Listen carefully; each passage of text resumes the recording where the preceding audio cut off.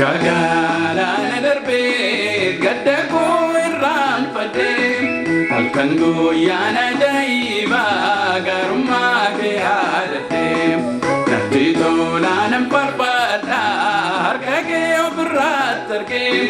siin ol jedhen boquun koo siinan waan haaraa argee siinan waan haaraa argee siinan waan haaraa argee siinan waan haaraa argee siinan waan haaraa argee.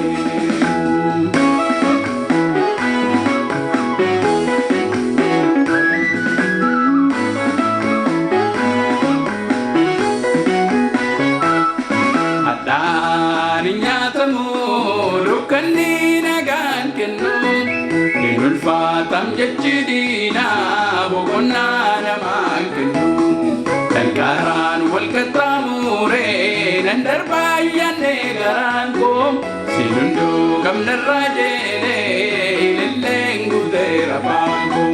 ililleen guuteera afaan koo ililleen guuteera afaan koo.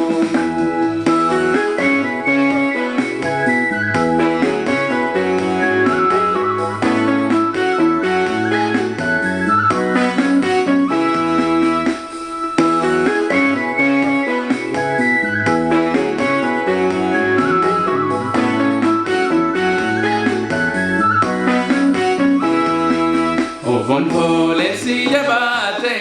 garagachu bundeeko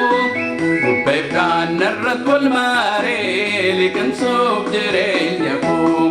komtinuu garatti yaanne kana darbee dhaabbata hangaruu hin duune jira gooftaan kan sanfalmata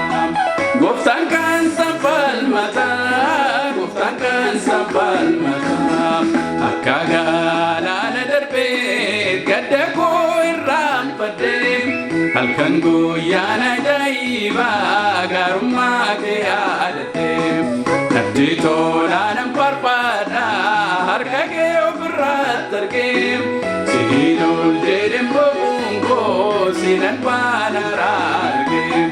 siinan waan haaraa argee siinan waan haaraa argee siinan waan haaraa argee siinan waan haaraa argee.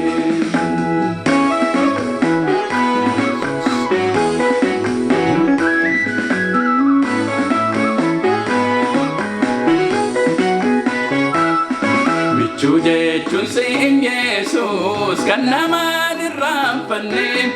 dhugaadhumam jaalalli kee haalaan hin geeddaramne si amaanatam garaan koo naaf galee gaarummaan kee oda koo fannoo irratti duutee natti hin jaabatu garaan kee natti hin jaabatu garaan kee natti hin jaabatu garaan kee.